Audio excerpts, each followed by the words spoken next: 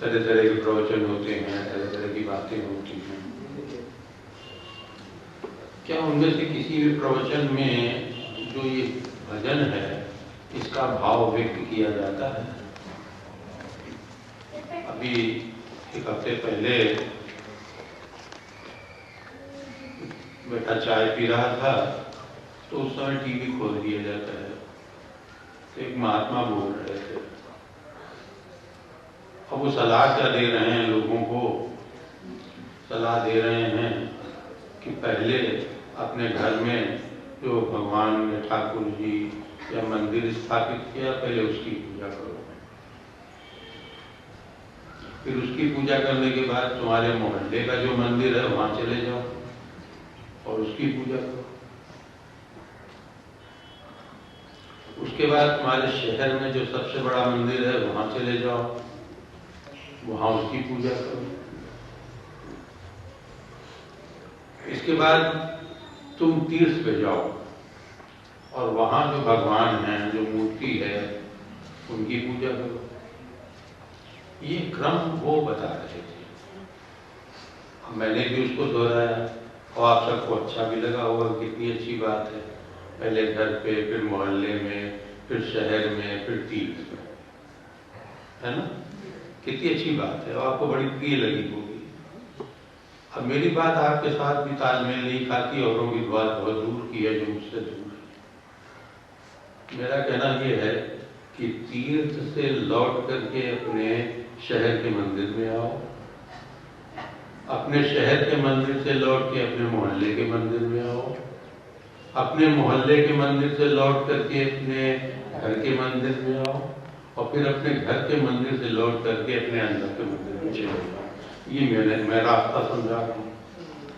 तो अब कितना भ्रमित करने वाला प्रचार हो रहा है कि आदमी को अपने से दूर भगाया जा रहा है और जितना तुम दूर भागोगे अपने को कभी समझ न सकोगे। पढ़ तो लोगे श्रद्धावान लभते ज्ञानम, गीता में जैसा कहा, श्रद्धावान को ही ज्ञान उपलब्ध होता है, मगर तुम्हें अपना ज्ञान प्राप्त नहीं होता।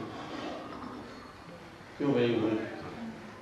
अपने में जुड़ने के लिए हमें सब ओर से अपने को लौटाना पड़ेगा, न कि अपने को और भगाना पड़ेगा। यहाँ से मोहल्ले के मंदिर में जाओ, फिर शहर के मंदिर में जाओ, फिर तीर्थ। आखिर जैसे संत मलुकदास जी ने कहा, हमरे तीरथ को न करे।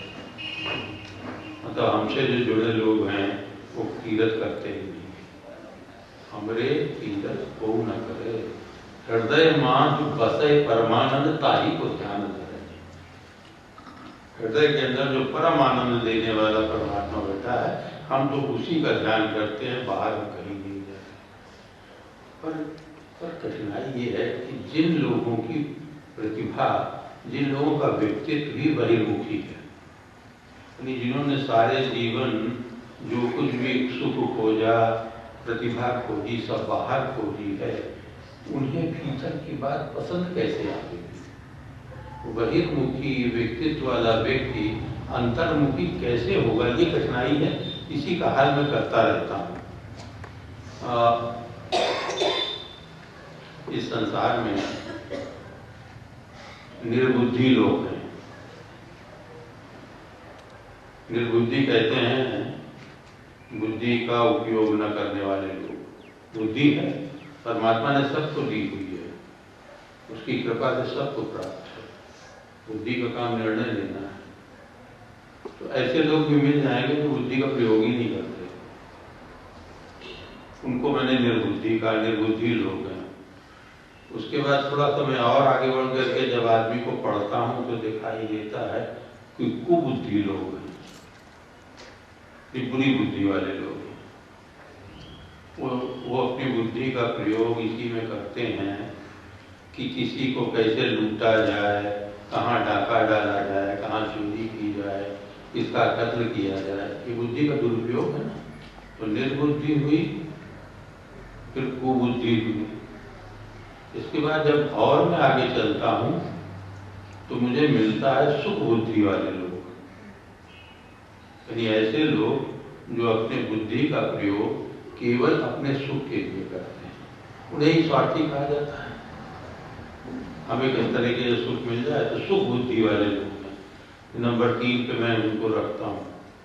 इसके बाद मैं और जब आगे बढ़ता हूँ तो मुझे दिखाई देता है हित बुद्धि वाले लोग हैं, जिनके पास वो बुद्धि है जो दूसरों का अपने का हित सोचते हैं। परोपकार पूर्ण आय पाप आय परिपीड़कम अष्टादश पुराणानाम व्यासस वचनम द्वयम्।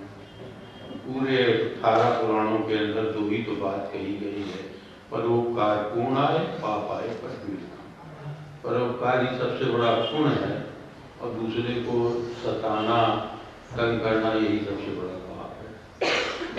तो हित बुद्धि वाले लोग, हित बुद्धि वाले लोग जो हैं वो अपना और दूसरे का हित सोचते हैं।